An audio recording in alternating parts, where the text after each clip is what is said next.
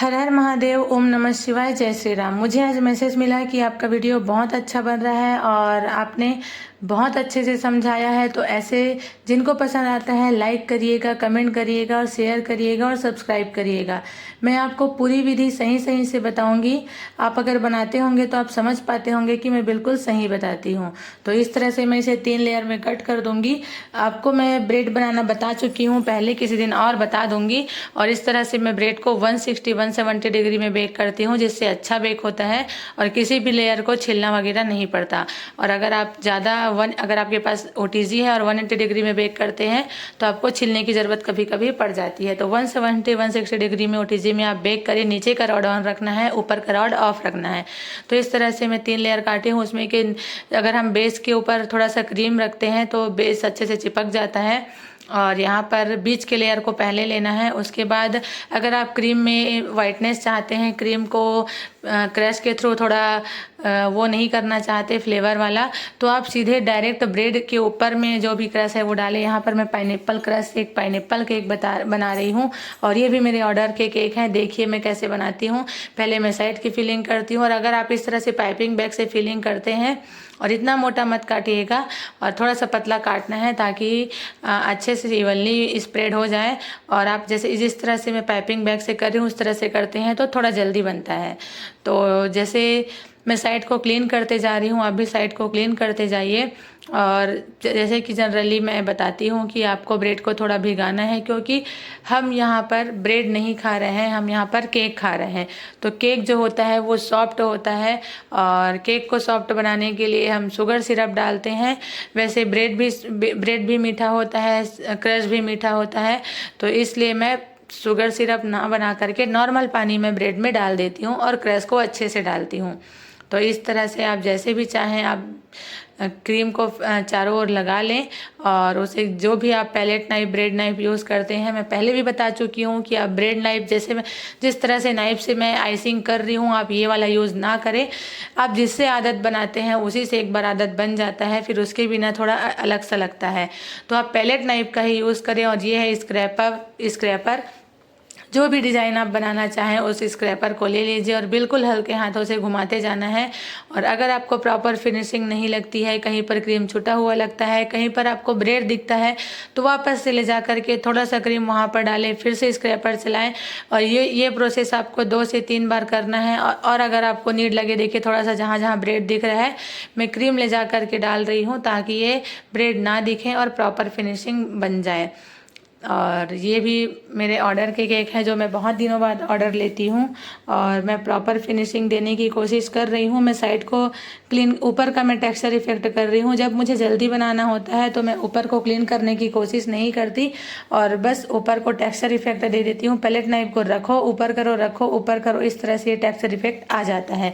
ये है गोल्डन का स्प्रे कलर जो मैं डाल रही हूँ, नीचे स्प्रे कर रही हूँ।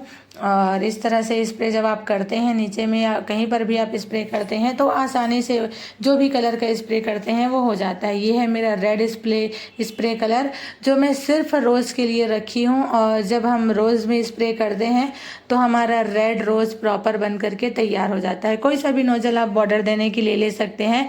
मैंने ये छोटा सा नोजल लिया है बॉर्डर देने के लिए। आपके पास जो भी नोजल है, और इस तरह से आपको कट करना है कि डिज़ाइन भी दिखना चाहिए और बहुत बड़ा कट नहीं करना है। देखिए डिज़ाइन के थोड़े से ऊपर से मैं पाइपिंग बैग को कट करूँगी, बहुत ज़्यादा ऊपर तक कट नहीं करना है वरना नोज़ल ही गिर जाएगा। तो इस तरह से छोटा सा कट करें और डिज़ाइन को नहीं छिपाना है, डिज़ाइन के ऊपर से कट करें और धीरे धीरे करके बनाते रहें। कोशिश करें कि जो आप उसमें ताकत लगा रहे हैं वो उतना ही ताकत आप पूरे डिज़ाइन में लगाएं तो सेम साइज़ का बन जाता है। और थोड़ा बहुत ऊपर नीचे होने से उतना ये दिखता नहीं है, बहुत अच्छा दिखता है। तो इस तरह से मैं बॉर्डर लगा दी हूँ और आपने देखा कि मैं कैसे स्प्रे करती हूँ। और ये है टेडी बियर बनाने का नोज़ल और आप इससे कई प्रकार के डिज़ाइन बना सकते हैं। और टेडी बियर जब आप बनाएं तो थोड़ा क्रीम को सॉफ्ट कर लें, हल्का सा क्रीम को पकड़ करके पाइपिंग बैग में घुमाएं ताकि वो आपके हाथ के हीट के थ्रू थोड़ा सा गर्म हो करके मेल्ट जैसा हो जाए।